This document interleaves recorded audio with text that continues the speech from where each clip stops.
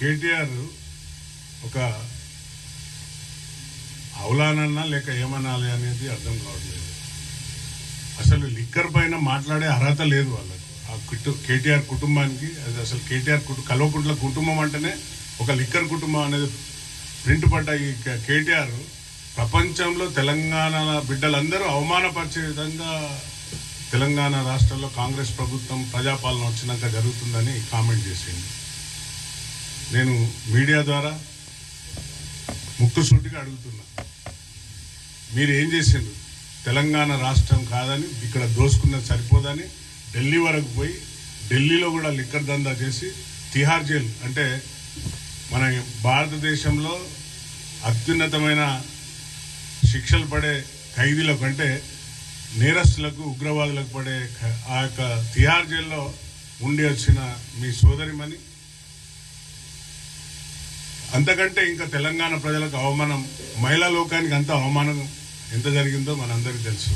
కానీ ఈయన ఇప్పుడు వాళ్ళ డైలాగ్ ఎప్పుడు దయ్యాలు వేదాలు వాళ్ళు ఇస్తాయి కదా అన్నట్టు మళ్ళీ ఈ కారంటేనే బేకార్ పార్టీ, కారంటేనే బేకార్. ఈ బేకార్ పార్టీ కేటీఆర్ మాట్లాడుకుంటూ మా గౌరవ ముఖ్యమంత్రి పైన అలాగే జూపల్లి గౌరవనీయులు మంత్రివారి పైన ఏదో కొట్లాట జరిగిందట, ఇద్దరికి ఏదో లావాదేవీలు 500 కోట్లట. అసలు ఇంకా లిక్కర్ టెండర్లే కాలేదు, ఇంకా పూర్తి కాలేదు, ప్రక్రియనే పూర్తి కాలేదు. అప్పటికే ఇద్దరు మధ్యన అల్లునికి కావాలని మా ముఖ్యమంత్రి గారు అలాగే కొడుకు కావాలని అని ఈ యొక్క అసత్య ప్రచారాలు చేసుకుంటూ ఇంకా సిగ్గు లేకుండా ఈ కల్వకుంట్ల ఫ్యామిలీ మాట్లాడడం చాలా సిగ్గుచేటు. మన అందరం చూసిన తెలంగాణ రాష్ట్రంలో ఈ కల్వకుంట్ల ఫ్యామిలీ ఎలా దోసుకున్నదో మనందరికీ తెలుసు. అందుకనే ప్రజలు బుద్ధి చెప్పి పక్కకు కూర్చుండి పెట్టినా ఇంకా సిగ్గు లేకుండా మాట్లాడుతున్నారు. ఇంకా వచ్చి వాళ్ళు అసలు లిక్కర్ కోసం మాట్లాడే అర్హత కూడా లేని ఈ ముఖాలు ఇంకా వచ్చి మీడియా ముందుకు వచ్చి మాట్లాడుతున్నారు. మీరు టానిక్ అనే బంజారా హిల్స్లో ఎలాంటి షాప్స్ పెట్టిండ్రు, దాంట్లో మీ యొక్క భాగస్వామ్యం ఎంత, మీ సంతోష్ రావుది ఆ బ్యాక్గ్రౌండ్ అంతా ఎట్లా ఉన్నదో అందరికీ తెలుసు. దానిపైన ఆలో మార్కులు లేకుండా చేసిన ఘనత మీది. కోట్లు సంపాదించి దానిపైన చేస్తున్న దందాలు ఈ తెలంగాణ రాష్ట్రం అంతా ప్రజలంతా చూసే కదా మిమ్మల్ని పక్కకు కూర్చోబెట్టింది. ఏది చూసినా స్కామ్లు, ఏమైనా స్కీములు తెచ్చిందంటే స్కాములు తప్ప ఏం లేదు.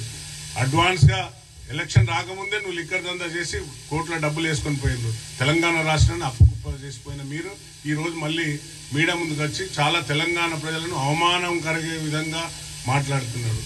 రిజ్వీ గారు మంచి ఆనెస్ట్ ఆఫీసరు, ఆయనను వారిని ఇప్పుడు ఫోర్స్ఫుల్గా ఆయనను రిజైన్ చేసి అంటే వాలంటరీగా రిటైర్మెంట్ తీసుకొని ఆయన పోతున్నాడని ఒక అసత్య ప్రచారం. పాపం రిజ్వీ గారు చాలా మంచి హోదాలో ఉన్న ప్రిన్సిపల్ హోదాలో ఉన్న మంచి ఒక అవినీతి మరక అనేది లేకుండా ఉన్న అధికారి.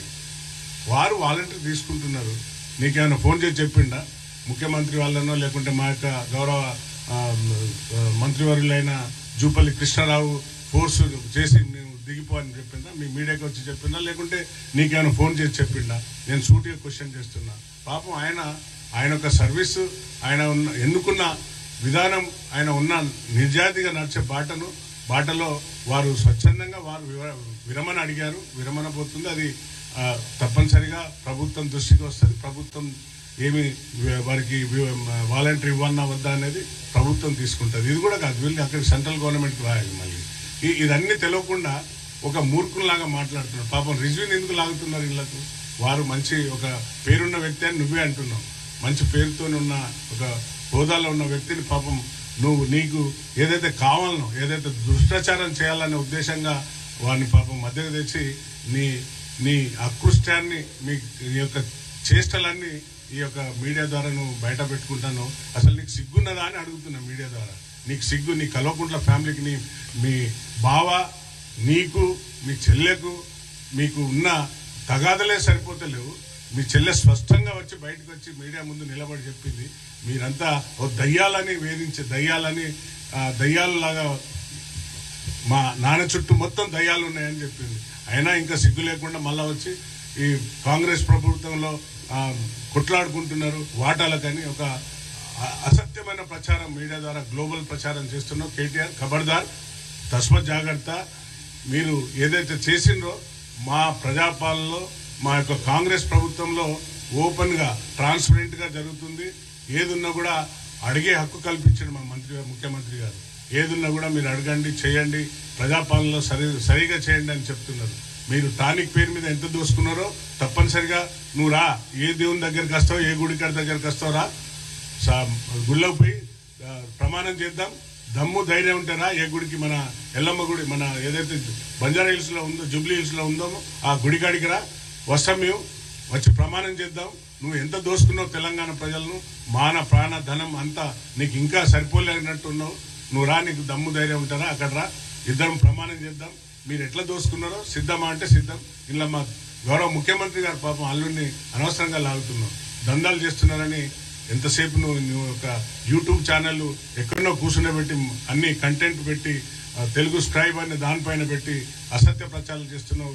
ఖబర్దార్, మేము ఏది చేసినా ప్రజలను దృష్టి పెట్టుకొని ఈ యొక్క ప్రభుత్వం పోతుంది, ప్రజాపాలన సాగుతుంది.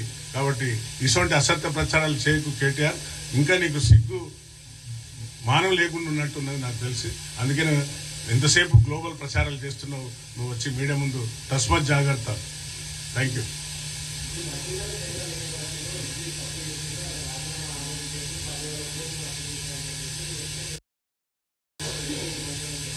అది తప్పనిసరిగా అలాంటిది ఏమైనా ఉంటే ఎంక్వైరీ ఉంటుంది బాస్. అదే చెప్తున్నా కదా, ఏదన్నా పారదర్శకంగా చేస్తుంది ప్రభుత్వం. ప్రజాపాలన ప్రజలను దృష్టిలో పెట్టుకొని ఈ యొక్క లిక్కర్ ఆదాయం ఏదొచ్చినా కూడా ప్రజలకు చెందాలి అనే ఉద్దేశంగానే ఏది జరిగినా కూడా ఒక ట్రాన్స్పరెన్సీగా జరుగుతుంది. ఈ హాలో స్కాములు మార్చడం, ఈ స్కీములు చేసిందంతా వాళ్ళే, కేటీఆర్ ప్రభుత్వం, కల్వకుంట్ల ఫ్యామిలీ, అది పక్కా 100%.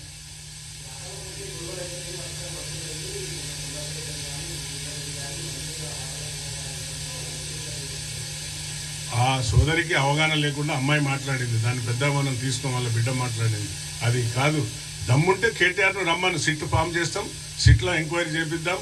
మీరేం చేసిండ్రు దందాలు ఈ లిక్కర్ పైన. అసలు మీకు ఒక బ్రాండ్ పడ్డది కదా, కల్వకుంట్ల ఫ్యామిలీ అంటేనే లిక్కర్ బ్రాండ్ అంబాసిడర్ అని ఉన్నది.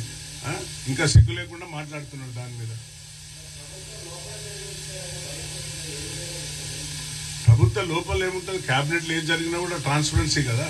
ఏది జరిగినా కూడా మీకు నిష్పక్షపాతంగా అన్ని మీకు తెలియపరిచే విధంగా. ఇంతకుముందు ఏమైనా వచ్చినాయా? ఇక్కడ ప్రజాపాలన, అందరి మాట్లాడే హక్కున్నది, అందరు చెప్పే హక్కున్నది. ఇది ఒక కుటుంబ పాలన కాదు కదా, కుటుంబ పాలన కాదు ఇది. కుటుంబం చెప్తే ఎవరు మాట్లాడకుండా పోయిన రోజులు కాదు. ప్రజాపాలనలో అందరికీ హక్కులు ఇచ్చిండ్రు మా రాహుల్ గాంధీ గారు, మా ముఖ్యమంత్రి గారు. తప్పనిసరిగా ప్రజల పక్షాన ఈ యొక్క కాంగ్రెస్ ప్రభుత్వం పనిచేస్తుంది.